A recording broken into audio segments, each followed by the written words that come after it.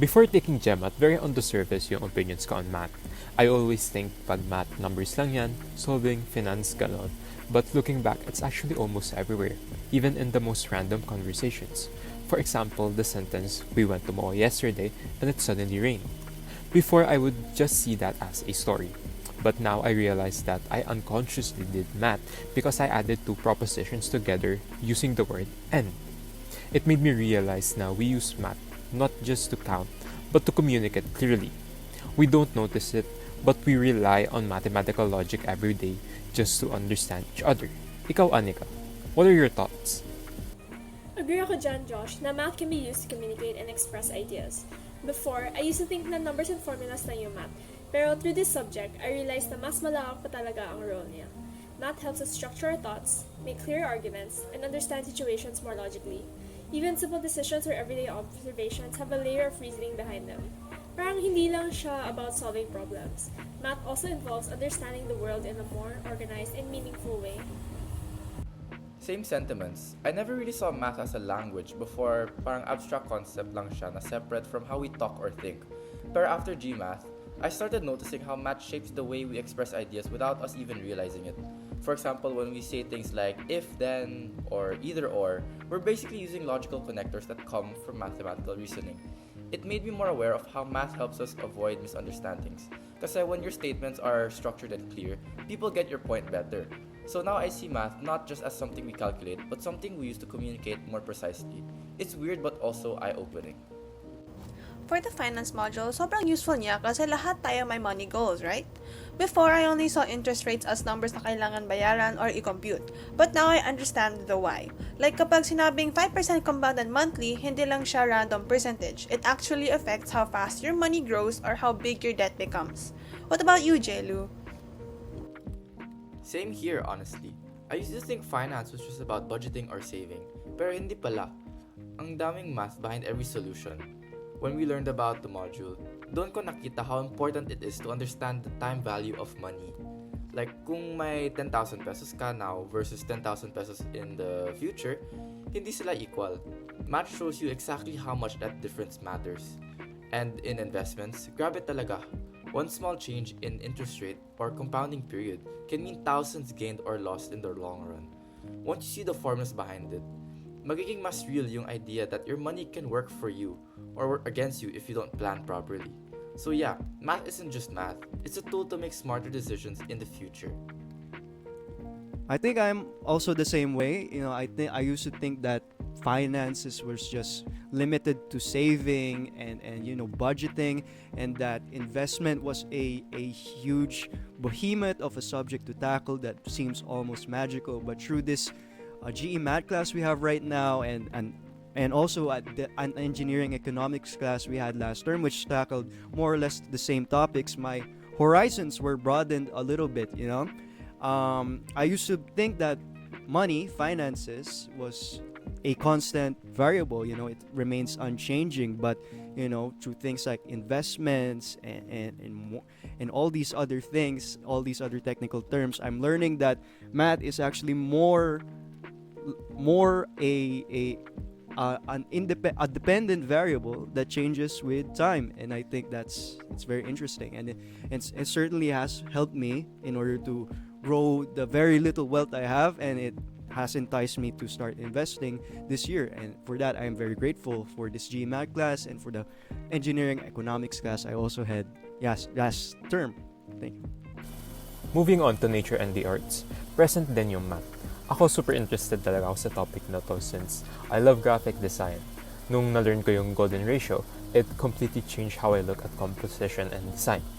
Before, kala ko aesthetic lang yung mga inspo design ko, but gumagamit din pala sila ng math. Yung golden ratio is a rule na nag-exist both in nature and in art. Sa nature, makita mo siya sa seeds ng sunflower or nautilus shells. Sa art naman, ginagamit siya as a guide to create visual harmony. For example, yung logos ng Twitter, Apple, Pepsi, at National Geographic. So parang na-realize ko na yung beautiful things in the world aren't random. May mathematical structure din sila. Same here, Josh. Ako naman, I've always loved anything related to nature and design, but after this module, it became clear to me how math is actually behind so many things that we find beautiful. Like yung symmetry, the flowers, or even the snowflakes. Before, I just saw them like it's a nice pattern, but now I'm understanding that it's actually fractals. So, may repeating structure, may rhythm, may ratio. Tapos sa art, ang interesting kasi kahit hindi obvious, artists actually use math to guide the viewer's eyes. So I guess for an example, when I look at paintings or even movie scenes now, I'm noticing that the placement of the subject, it usually follows the golden ratio or rule of thirds. It made me realize that beauty isn't just random or aesthetic, it has real structure behind it. And instead of making things rigid, math actually helps create balance and harmony. It's like the hidden language that it gives order to the creativity. I really like what you said, Gwen, about how math almost seems like a hidden language of sorts.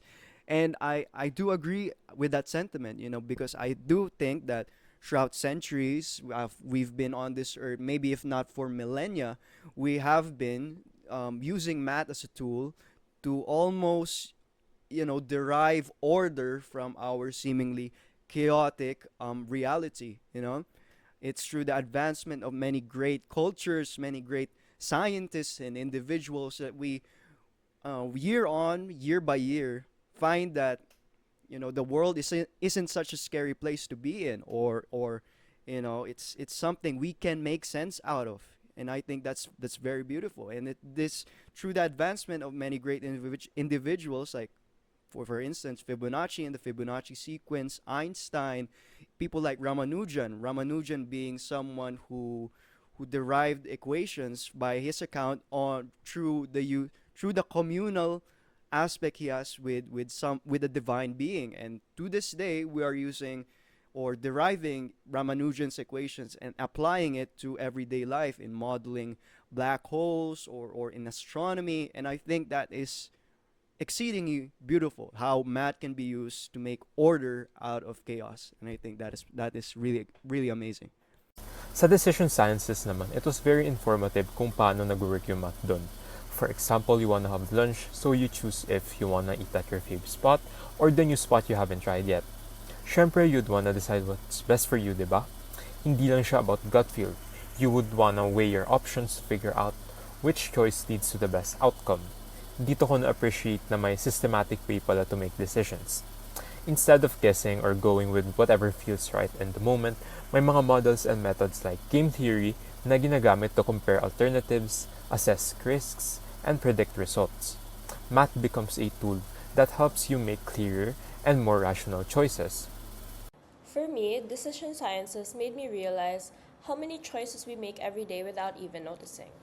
And math is already working behind the scenes.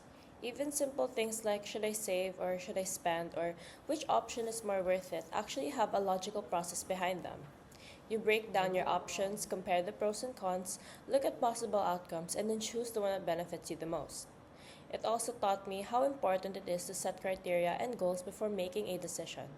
It is not just about what feels right, but also what actually makes sense long term. So overall, it made me more intentional, more strategic, and more aware of how I make decisions in real life through math.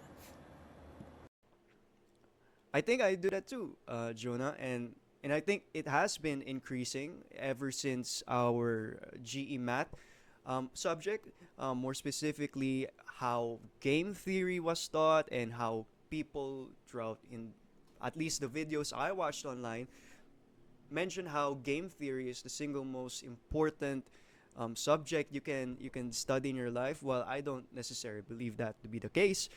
I can certainly see that point of view because it allows you to make more rational decision making, to make the logical right choice given a set of options, and overall, it you can use game theory, decision sciences in a whole myriad of disciplines, from programming to actual games, actual video games, to even moral dilemmas, and I think that's pretty neat. That's pretty neat how broad it encapsulates the use of the discipline. For communications technology, sobrang eye-opener for me. I used to think that when we send messages online, it's just Wi-Fi doing its thing. Pero in reality, ang daming math happening behind the scenes like encoding, decoding, and error correction. Like yung repetition codes or binary encoding, akala ko pang classroom lang yun. Pero ginagamit pala talaga siya to make sure messages don't get corrupted. So every time we text or send a photo, my math silently making sure that everything arrives correctly. Kaya nga Gwen, pero alam mo, meron na palang cryptography nung dati pa, like before phones and computers were even invented. People would be able to encrypt and decrypt messages using manual codes and ciphers. Akala ko parang pattern recognition lang yung iba doon, pero may math pala involved. And there's so many different ways to create and decipher secret messages, like the Caesar cipher and the Visionaire cipher. And all of these have their own unique ways of encrypting and decrypting messages. Given the complexity of some of these ciphers, na-amaze talaga ako na people are able to do this with just math.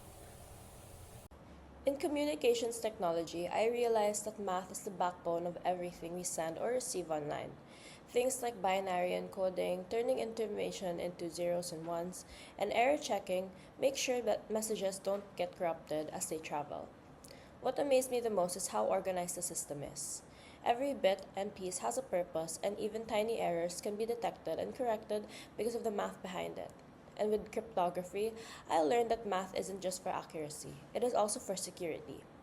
Even centuries ago, people already used mathematical ciphers to protect information.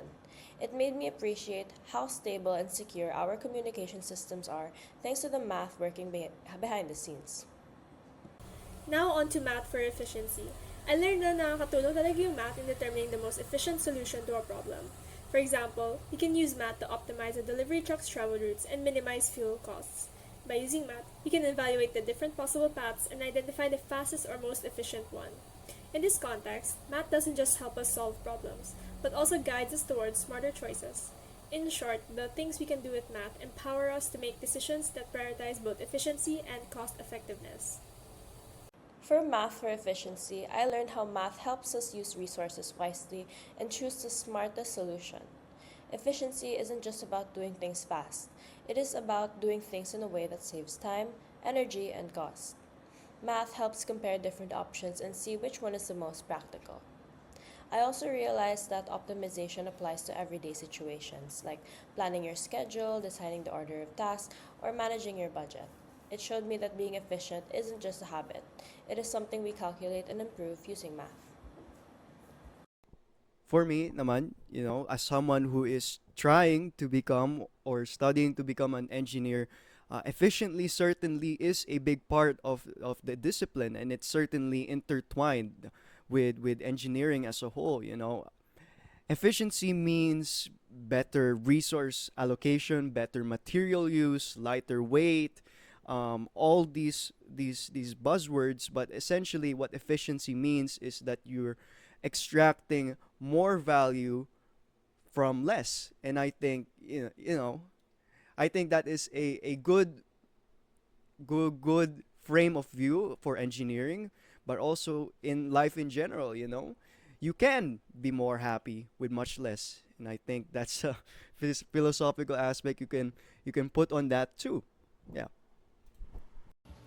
Math for efficiency made me realize that efficiency isn't based on guesswork. Numbers actually guide us to better decisions. Even simple calculations can show us which option saves more time, money, or effort.